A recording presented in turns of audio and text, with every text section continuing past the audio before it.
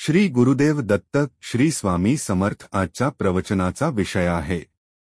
आपण आपला खरा स्वार्थ साधतच नाही। पुष्कळ वाचले, ऐकले, पण कृतीत जर उतरले नाही तर त्याचा काय उपयोग? कृतीशिवाय समाधान नाही। श्रवण कोणी केले? तर ज्यांनी त्याप्रमाणे कृती केली त्यांनी।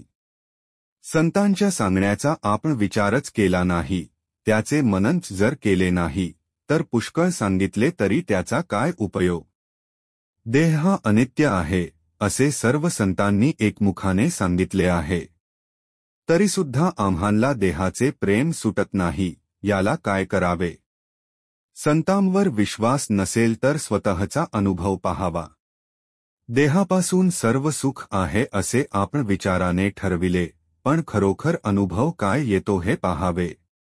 आपण पाहतो ना की लहानापासून मोठ्यापर्यंत आणि रावापासून रंकापर्यंत मनुष्याची सारखी धडपड चालू असते, आणि ती म्हणजे समाधानासाठी। लहानाचे मोठे झालो, विद्या झाली, नोकरी मिळाली, पैसा अडका मिळतो आहे, बायको केली, मुलेबाळे झाली, ज्या ज्या गोष्टीत समाधान मिळेल असे वाटले त्या करिता प्रयत्न केला, परंतु मग तरी समाधानाचा लाभ झाला का?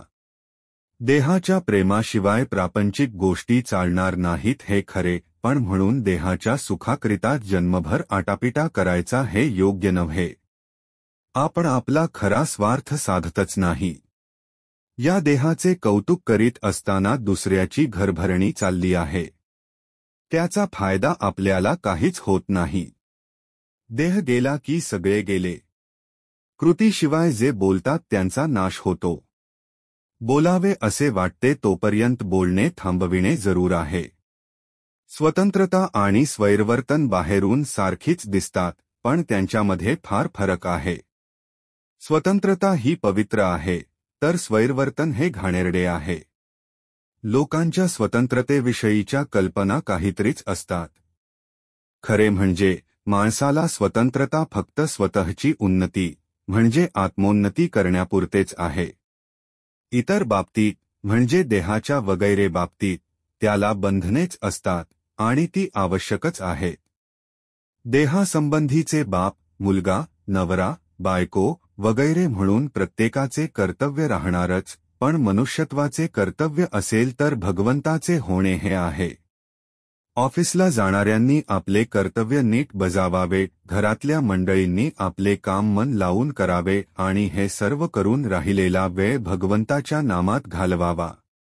आपण एखादा व्यापार केला तर त्यामध्ये निव्वळ उत्पन्न हाच आपला खरा नफा असतो। त्याचप्रमाणे प्रपंचातला नफा म्हणजे भगवंताकडे आपले लक्ष किती लागले हा होय।